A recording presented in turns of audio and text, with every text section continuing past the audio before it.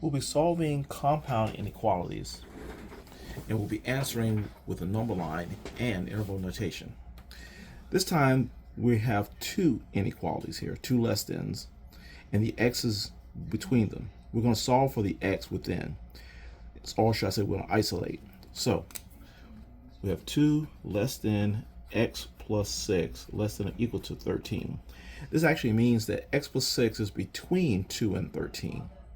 So we want to know what is x between two numbers. So I'm going to solve for x by subtracting 6 from this, and this will cancel. But since there are a left side and a right side, as well as a middle, what do we do to the middle? We must do to the right and the left. Okay, so this combination gives me -4. Bring down the less than. The x comes down. The sixes cancel. The less than equals comes down. And from here, we get 7. So x is all the numbers between -4 and 7, including 7. Now the graph of that looks like this. We put in the -4 and the 7 here. We exclude 4 by putting a circle, but we include 7 by putting a solid line.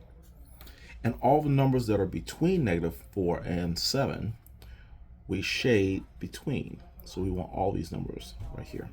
So I'm shading. Okay, so that's the number line.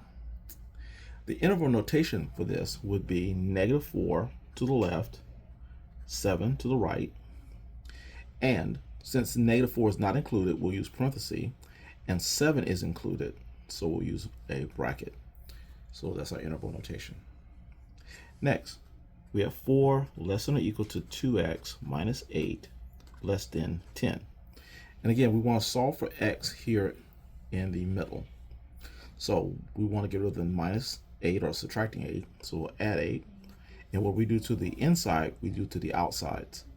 So I'm going to add 8 here to the right and add 8 here to the left. As a result, we're going to get 12 less than or equal to 2x and then less than 18. Now, we want to finish solving for x, or isolating x here in the center. So I'm going to divide everything by 2. So let's take the 12 less than or equal to 2x less than or equal to 18, and we're going to divide by 2 here, here, and here. As a result, we're going to get 6 less than or equal to 1x less than 9. So x is all the numbers between 6 and 9, including 6. So the graph of that will be this. Here's 6, here's 9. We want to include 6 because of the equal sign, so we'll put a solid dot. Exclude 9, so we'll put an open circle there.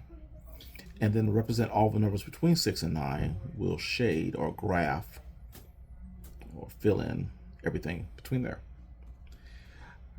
Now, the interval notation for this is that we need all the numbers from 6 to 9, and we'll put a comma here.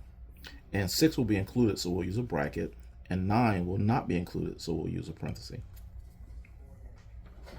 Okay, next, we have 1 less than or equal to x minus 5 over 2 and less than 3.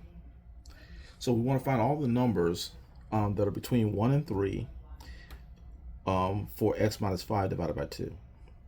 Well, to isolate x, we're going to multiply everything by 2 because this is dividing by 2. So we're going to use multiplication by 2.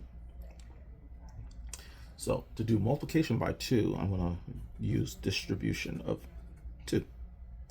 So 2 will go here, here, and there. So 2 times the 1 creates a 2. Less than 2 and multiplying 2 and a dividing 2 make 1.